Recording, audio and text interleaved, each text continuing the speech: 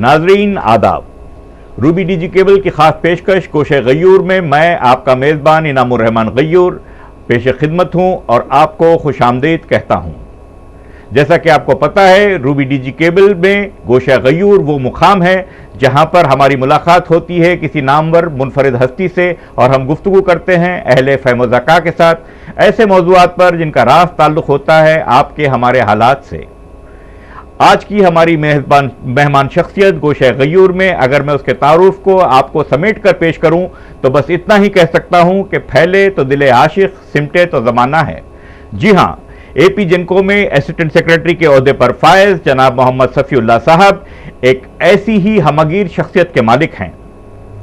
वो अभी भी जवासाल हैं और आज से 20 साल पहले भी न्यूमिस्मैटिक्स यानी इल्म सिक्काजात जैसे संजीदा मौजू पर एक माहिर, एक अथॉरिटी समझे जाते थे। हैदराबाद के एक मुनफरिद घराने के फ़र्द फरीद होने के नाते से वो बिलखुसूस हैदराबाद की तारीख और उसके मुतालिक तारीख के तालिब इल्म है और उससे मुतालिक तस्वीर के एक अहम और कसीर ज़ख़ीरे के मालिक भी। उनके कलेक्शन से क्या असातिज़ा, क्या तलबा सभी मुस्तफ़ीद होते हैं। उनका तारुफ खुद ब खुद होता रहेगा जो जो हम आगे बढ़ते हैं। आइए मिलते हैं मोहम्मद सफ़ीउल्लाह साहब से, जो अपने आप में एक मुनफरिद हस्ती होने के साथ साथ मेरे लिए एक छोटे भाई जैसे भी हैं और मेरे लिए एक काबिल एहतराम दोस्त भी। उनसे सुनते हैं दक्कन की कहानी, सिक्कों की ज़बानी। जनाब सफ़ीउल्लाह साहब, खुश आमदीद, खैर मकदम है आपका डिजी केबल में।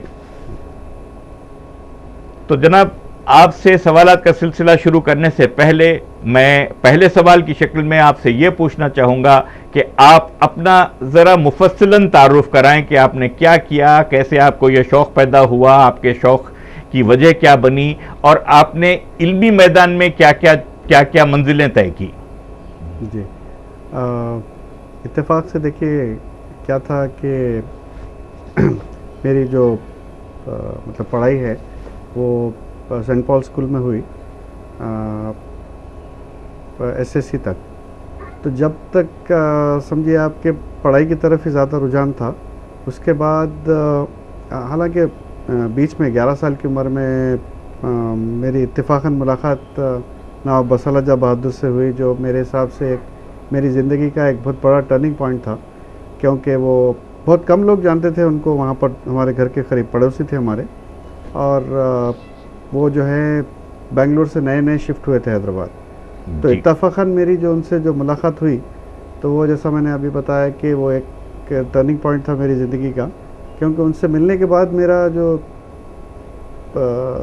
मेरी ज़िंदगी बिल्कुल बदल गई उनसे मिलने के बाद। नवाब बसलजा बहादुर महबूब अली पाशा साहब के दूसरे बेटे थे या तीसरे? उस्मान अली खान साहब सबसे छोटे बेटे थे। उस्मान अली खान साहब के छोटे भाई, लेकिन कोई उनकी दूसरी बेगम से। जी जी जी जी जी, आप जारी रखें जनाब। तो उस दौरान में आप समझिए जैसा दूसरे मेरे उम्र के जो मतलब लोग थे, लड़के थे, उनको भी शौक़ था सिक्के वगैरह जमा करने का, मुझे भी स्कूल में शौक़ था।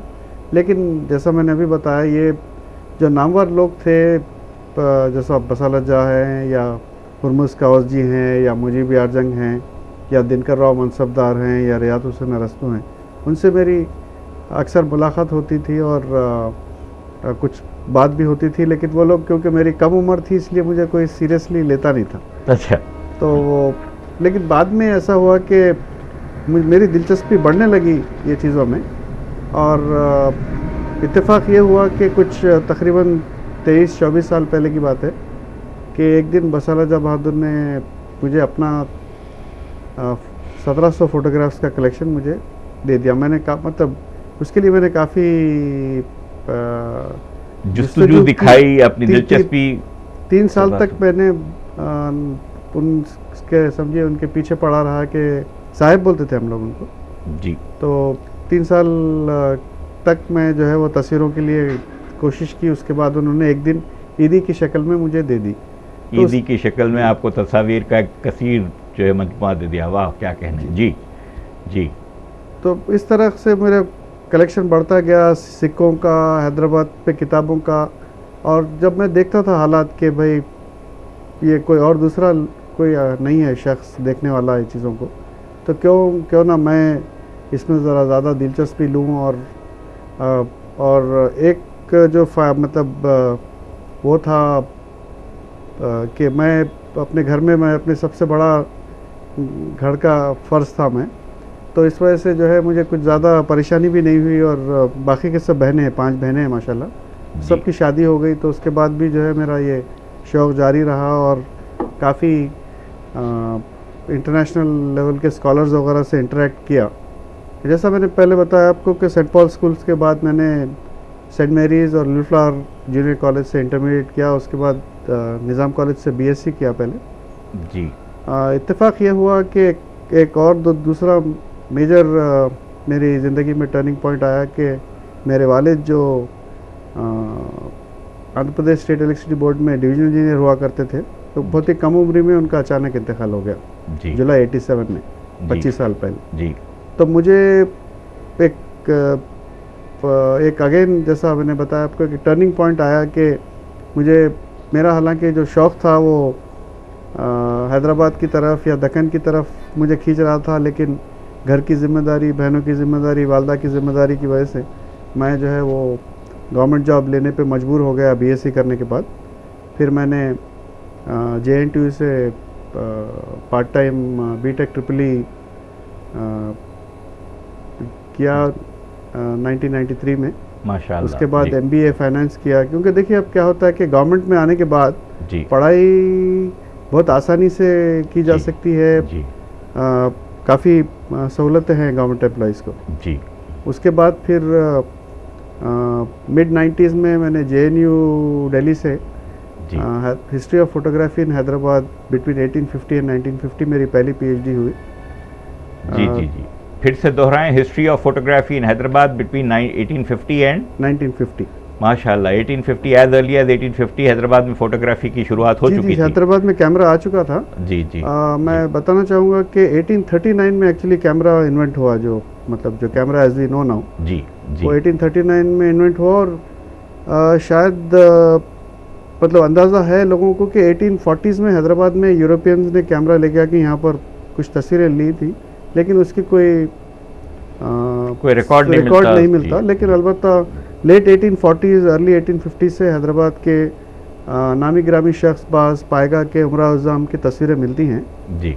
इत्तेफाक से मेरी कोशिश रही है, लेकिन अब तक मैं नाकाम रहा हूँ कि नवाब अफजल-उद-दौला बहादुर और नवाब नासिर-उद-दौला बहादुर जो चौथे और पाँचवें निज़ाम गुजरे हैं बिटवीन 1857 एंड 1869, तो वो लोगों की एक्चुअली ब्रिटिश रेसिडेंट का रिकॉर्ड है कि आज हमने चौमहला पैलेस में आला हज़रत निज़ाम से मुलाकात की और तस्वीरें और पान और इतर वगैरह का एक्सचेंज हुआ, लेकिन आज तक कभी वो तस्वीरें देखने में नहीं आई। तो मेरी ख्वाहिश है कि वो कहीं ना कहीं से ढूंढ के निकाले और वो मंजर आम पे लेके आऊँ जी। और जो अभी जैसा मैंने बताया आपको, जो पहली डॉक्टरेट थी उसमें मैंने तकरीबन एक 40 फोटोग्राफर्स नए डिस्कवर किए जी, जो मतलब लोग जिसको भूल गए थे या उनका कोई बॉडी ऑफ वर्क उनका नहीं मिल रहा था जी।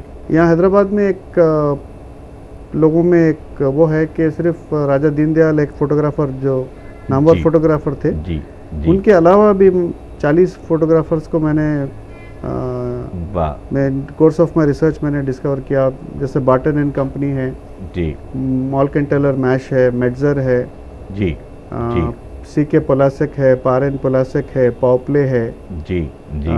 JE प्लाइट है जी, फ्रैंकेल है, किलगोर है जी। इस किस्म के फोटोग्राफर्स के नाम भी किसी लोगों ने शायद नहीं सुने होंगे, वाकई नहीं सुने होंगे तो जी।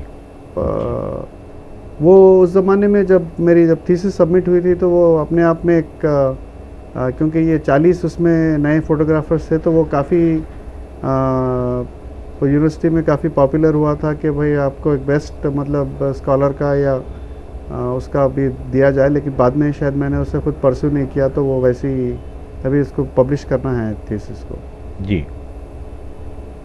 तो आपकी पहली डॉक्टरेट आपने फोटोग्राफी पर की, history of photography in Hyderabad between 1850 and 1950 जी जी। वो JNU न्यू दिल्ली से किया आपने, तो क्या कहने। हमने बात शुरू की थी सिक्कों से, और सिक्कों से होकर गुजरने के बाद तस्वीर की तरफ आते हैं। तो सिक्कों की तारीख की कहानी, दक्कन की कहानी, सिक्कों की ज़बानी वाली बात की थी हमने। तो आप आपका स्पेशलाइजेशन भी खुसूसन सिक्कों में मैं समझता हूँ कि 1347 यानी 1347 से शुरू होता है, जब हैदराबाद में जबकि दक्कन में बहमनी सल्तनत की गालिबन दागबेल पड़ती है जी। इस पर रोशनी डालते हुए आप दक्कन में सिक्कों की तारीख पर रोशनी डालें। जैसा भी आपने बताया कि जो दक्कन में मुसलमानों की जो आमद है, मतलब एज रूलर्स जी, वो अराउंड अर्ली 1300s है, जो वारंगल में आप समझिए कि दिल्ली सल्तनत की तरफ से कोशिश हुई थी कि साउथ ऑफ इंडिया को अपने ताबे किया जाए या उनके कंट्रोल में लाया जाए। तो काफ़ी मतलब लोग वो मतलब मिलिट्री कमांडर्स वगैरह काफ़ी आए यहाँ, लेकिन नाकाम होके चले गए। और 1336 में सबसे पहली बार नासिरुद्दीन इस्माइल मुक उन्होंने दिल्ली सल्तनत से ज़रा हट के जी एक अपने आप को एक आज़ाद बादशाह या आज़ाद हुक्मरान बनाने की कोशिश की, और सिक्के भी उन्होंने किए।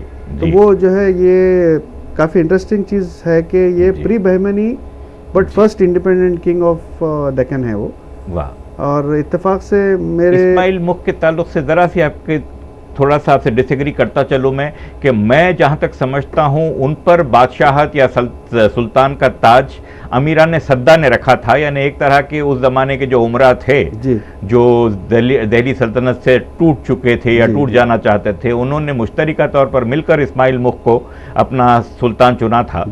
मैं जहाँ तक समझता हूँ। बिल्कुल आप सही फरमा रहे हैं। और लेकिन अब देखिए बड़ा खलील दौर रहा उनका, उस दौर में अगर उन्होंने मेरे ख्याल में बामुश्किल से 2.5-3 महीने का उनका जो है दौरे हुकूमत है जी। और अब देखिए जो एक बादशाह वक्त का जो फरीज़ा होता था कि 3 चीज़ें बहुत अहम मानी जाती हैं कि हुकूमत करने के जो एट्रीब्यूट्स कहते हैं कि मतलब प्रेरोगेटिव या एक प्रिविलेज ऑफ अ रूलर जी, वो सबसे पहला कि वो बादशाह वक्त या जो भी हुक्मरान है उसका नाम खुतबे में लिया जाता जी। दूसरा वो साहिब सिक्का होता जी। तीसरा जो है एक छतरी की शक्ल में कोई पीछे कोई समझिए खिदमतगार कोई लेके खड़ा होता। हर किसी के पीछे छतरी नहीं रह सकती थी उस ज़माने में। तो ये 3 चीज़ें, 2 का तो पता नहीं है लेकिन साहिब सिक्का ज़रूर थे, और उन्होंने कुछ महीने उन्होंने हुकूमत की। और जैसा लोग जानते हैं कि उसके बाद अलाउद्दीन हसन गंगू बहमनी ने टेक ओवर करके वो बहमनी सल्तनत की उन्होंने तो बाकायदा बहमनी सल्तनत की दागबेल ही पड़ गई और सिलसिला तकरीबन 200 साल तक जो है चलता रहा। इस्माइल मुक का कोई सिक्का है आपके कलेक्शन में? जी, मेरे पास इत्तेफाक से इस्माइल मुक के 3-4 टाइप में से 3 टाइप के सिक्के मेरे कलेक्शन में हैं। वाह। और इत्तेफाक से मैं यहाँ पर लेके आया हूँ। अगर आप थोड़ी सी जहमत करें हमारे नाजरीन के लिए और वो सिक्का दिखाएं तो बड़ी खुशी होगी हमें। जी वाह। तो किस उम्दगी से आपने सिक्कों को जमा कर रखा है, उसकी पूरी कैटलॉगिंग हुई हुई है, उसको बिल्कुल सेफ रखा हुआ है, पॉल्यूशन एंड कंटेमिनेशन फ्री करके रखा हुआ है आपने। नहीं, इत्तेफाक से आप देखिए कि मेरे पास क्योंकि काफ़ी हज़ारों सिक्के मेरे कलेक्शन में हैं जी, तो वो इसी तरह से रखना पड़ता है, वरना मतलब ढूंढने में या फिर किसी चीज़ को देखने में काफ़ी दुश्वारी आती है। माशाल्लाह। जी जी जी। ये इस्माइल शाह बीच में जो है लेजेंड है, इस्माइल शाह जी, आलाले दीन वालाले दीन, वो दिल्ली सल्तनत के जैसा पैटर्न पे उन्होंने ये अच्छा ये तो 2 अलग-अलग टाइप की ज़बान क्या है? सिक्के की ज़बान अरबी है, अरबी ज़बान है। उस वक्त तक जो है ऐसा हुआ, और बाकायदा बीच में इसमें इस्माइल शाह खूब बीच में। तो ये सिक्का जो है यकीनन 1347 से पहले का है और 1336 के बाद का किसी वक्त का। जी। और इत्तेफाक से जब इस पर तारीख कुंदा किए जाने की वो नहीं है कि कब जो है वो किया गया। नहीं, क्योंकि उनका सिर्फ 3 महीने का उनका दौरे हुकूमत है उनकी जी। तो उसमें सिक्का, और आज की तारीख में तो खैर मुख्तलिफ म्यूजियम्स के अलावा मैं नहीं समझता कोई इंडिविजुअल कलेक्शंस में सिक्के हैं, क्योंकि इतनी दिलचस्पी से जैसे मैं करता हूँ वैसे काफ़ी मतलब कम लोग हैं जो इतनी दिलचस्पी से सिक्के जमा करते हैं। अगर पता भी चल जाए, आपने बहुत सारे सिक्के जमा करने वालों का जिक्र किया, लेकिन वो सब जो है अब या तो गुजर चुके